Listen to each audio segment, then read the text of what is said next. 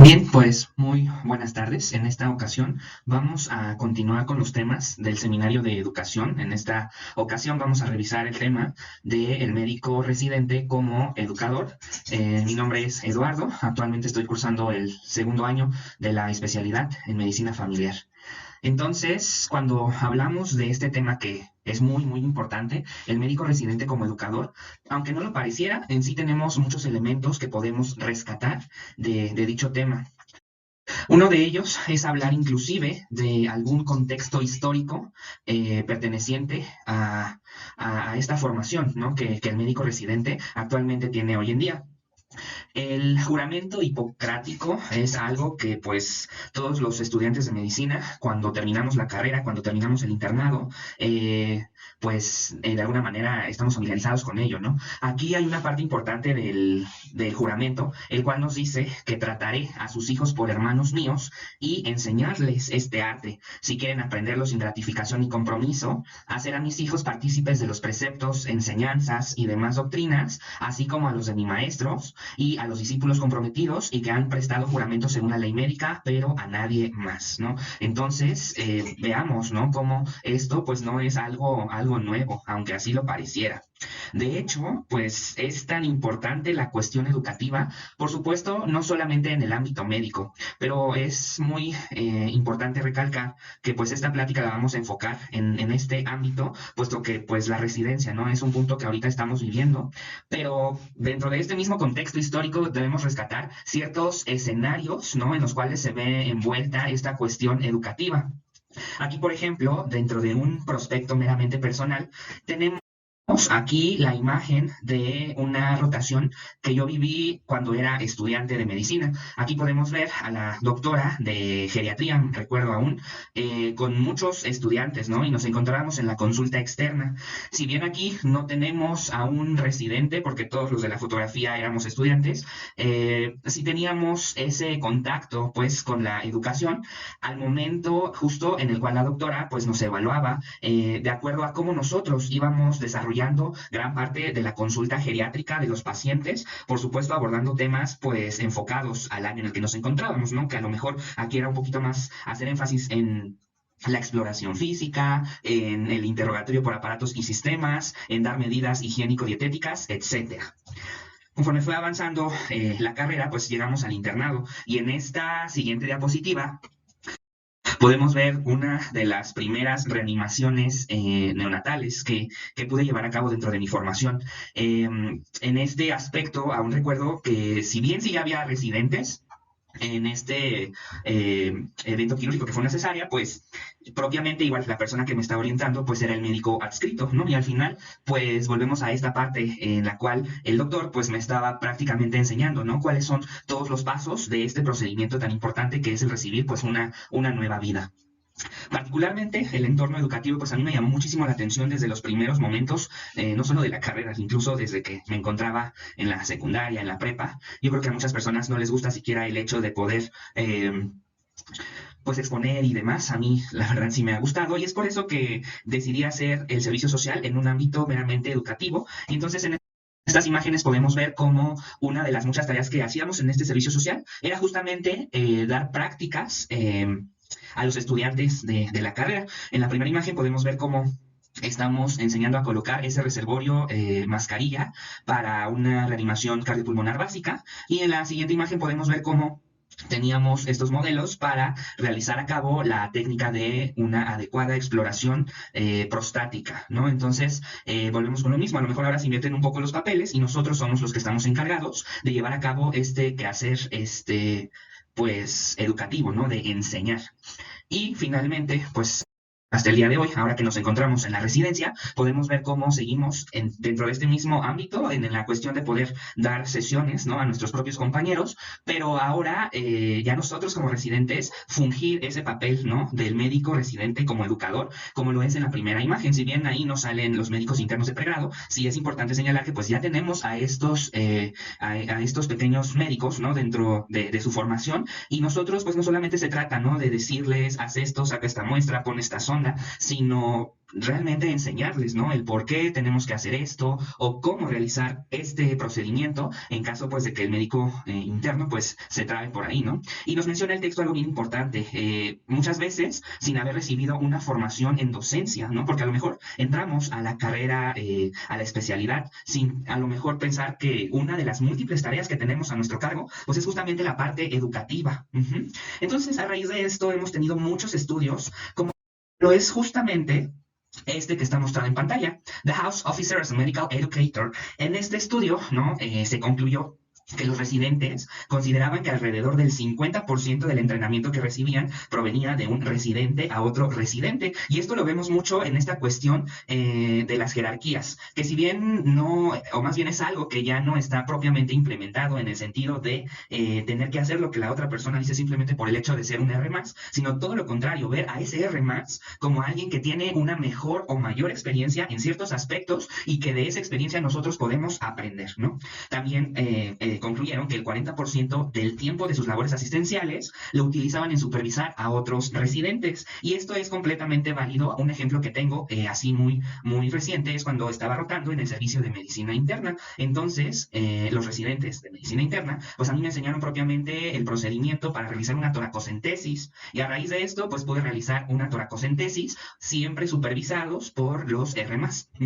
Y bueno, solo el 15% había recibido algo de entrenamiento formal en docencia. No es lo que decíamos. Se nos dice que deberíamos de tener, ¿no?, esta formación en docencia, pero muy pocas veces la hemos tenido propiamente. Entonces, conforme fue avanzando el tiempo, el panorama de la educación médica afortunadamente se ha ido ampliando, ¿no? Por ejemplo, en 1984 tenemos a Greenberg y colaboradores, en donde básicamente ellos hicieron un estudio en el cual compararon, ¿no?, la cuestión de ciertos residentes que sí llevaron un taller de principios básicos de docencia contra otro grupo control, el cual pues no recibió ningún entrenamiento. Y los resultados fueron favorables, afortunadamente, para el grupo de los que sí llevaron a cabo el taller de principios básicos de docencia. Fue avanzando el tiempo, surgieron más estudios, a tal grado de que en el 2004 ya incluso se pudieron realizar revisiones sistemáticas de estos estudios, hasta llegar al año 2009, en donde, sobre todo estas especialidades que están mostradas en pantalla, como lo es la medicina interna, la medicina familiar, la ginecobstetricia y la pediatría, fueron las especialidades que más resultados favorables tuvieron respecto a esta cuestión de tener una formación básica en la docencia. Aquí podemos ver cómo han sido muchos los principales temas utilizados en los cursos, ¿no?, del médico residente como educador. Podemos, simplemente por mencionar algunos, la enseñanza en la cabecera del paciente, cómo enseñar cuando no se es experto, la enseñanza durante el pase de visita y sesiones hospitalarias, que es algo que nosotros como residentes vivimos muy, muy frecuentemente, cómo dar una realimentación, ¿no?, el educando en problemas, acoso, maltrato, burnout y fatiga en la residencia, ¿no?, el liderazgo y el manejo de conflictos. Entonces, realmente el aspecto, pues, de todo esto que estamos viviendo, pues es algo que se ha ido manejando de una manera favorable, a tal grado de ahora llegar incluso a los ECOE, ¿no?, que ahora, pues son una forma en la cual incluso se llevan a cabo los exámenes profesionales, al menos en la Facultad de Medicina de la UNAM, ¿no?, donde ya no solamente vemos una parte teórica, sino ya a través de un momento práctico con un paciente estandarizado, pues los estudiantes pueden llevar a cabo su examen profesional e incluso pues con mejores resultados. Llegando así a la formalización curricular de lo que es el modelo por competencias, ¿no? Entonces, recordemos que la Facultad de Medicina tiene aproximadamente más del 50% de las especialidades médicas a su cargo. Y uno de los grandes avances que se han venido viendo con esto es el Plan Único de las Especializaciones Médicas, ¿no?, lo que es el PUEM. Y afortunadamente, enfocando esto con el tema que estamos analizando, se ha implementado lo que es el Seminario de Educación, que para los residentes de medicina familiar, pues es un seminario que se lleva a cabo dentro de los 3 primeros años, o sea, prácticamente abarcando toda la especialidad, el seminario de educación 1, 2 y 3, con sus respectivos temas de acuerdo con el grado académico. Entonces, este PUEM, sí, en realidad tiene igual su precepto histórico, donde desde el 92 y el 93 se llevaron a cabo ciertas evaluaciones integrales de la educación médica en el posgrado, ¿no?, que finalmente culminaron con la aprobación del PUEM. El PUEM propiamente pues es un currículo, ¿no?, central de todas las especializaciones médicas de la Facultad de Medicina de la UNAM y que fue iniciado en el 94 como la reforma educativa pues más importante en la historia del posgrado en medicina en México.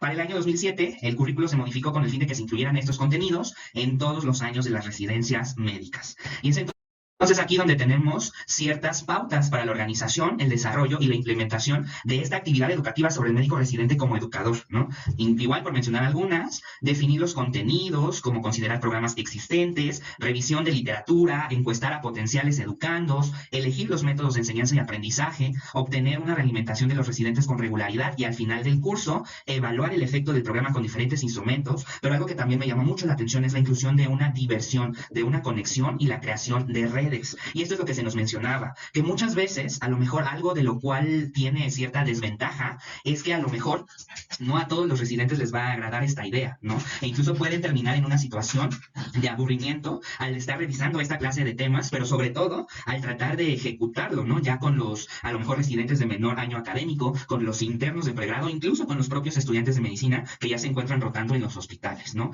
Se nos menciona algo acerca de la fisiología educativa, que más bien está enfocado un poquito a lo que es el aprender a enseñar, ¿no? Aquí nos viene un esquema en el cual dice que enseñar es aprender dos veces. Es aquí donde tenemos los mecanismos teóricos, donde inicia con una interacción social, ¿no? Debe haber un balance de motivación, ya sea intrínseca y extrínseca, perdón, ¿no? Entonces es aquí donde el docente va a estar enseñando, ¿no? Donde el residente funge como esa posición de docente, ¿no? Existe una autoexplicación del docente, ¿no? Que esto está enfocado en la reparación de los modelos mentales, ¿no?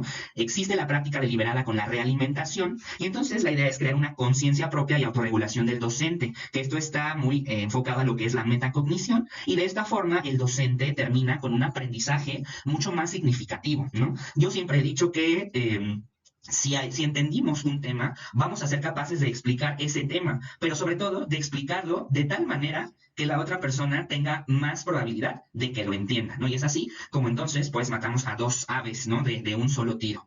Entonces, dado todo lo que acabamos de mencionar, podemos concluir, por supuesto, que el residente desempeña un papel importante en la formación de los demás residentes, internos, estudiantes de medicina, enfermeras, y no suele recibir instrucción formal para el desarrollo de competencias docentes. Incluso yo aquí añadiría un papel en la formación de los mismos pacientes, porque recordemos que también existe la educación a los pacientes, que tiene mucho que ver con la explicación que nosotros le demos a nuestros pacientes, por ejemplo, de cómo tomar cierto medicamento, de cómo llevar a cabo ciertas medidas higiénico-dietéticas, y que todos estos elementos repercutan de una manera positiva en lo que es el tratamiento y el pronóstico de cada uno de nuestros pacientes.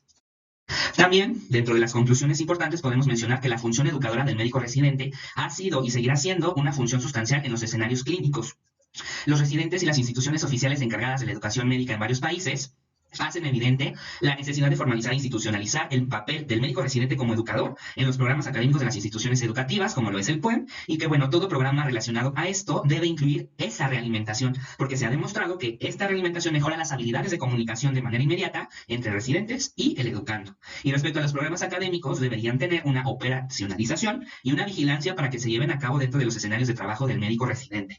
De tal suerte que con esto podemos concluir también que no debemos ver esta cuestión educativa como un elemento más, ¿no? Yo creo que debemos de verlo como otro elemento que nos va a ayudar mucho a fortalecer los conocimientos que a lo mejor ya tenemos adquiridos. Como lo mencionaba, a lo mejor el enseñar, el exponer, el explicar a otra persona no nos gusta, no nos interesa, somos renuentes a esto, ¿no? Pero entonces sí tener esa iniciativa, al menos, para considerar que me va a servir muchísimo en mi formación, porque no solamente estoy intentando que la otra persona esté aprendiendo, sino que con ese método que esté utilizando, con esa vía, yo pueda asegurar que ese conocimiento también va a recaer sobre mí como residente y se va a reflejar en mayor conocimiento teórico, en mayor conocimiento práctico, y que al final va a finalizar en una mejor ejecución de, a lo mejor, consulta, procedimiento o lo que sea relacionado con la salud de cada uno de nuestros pacientes.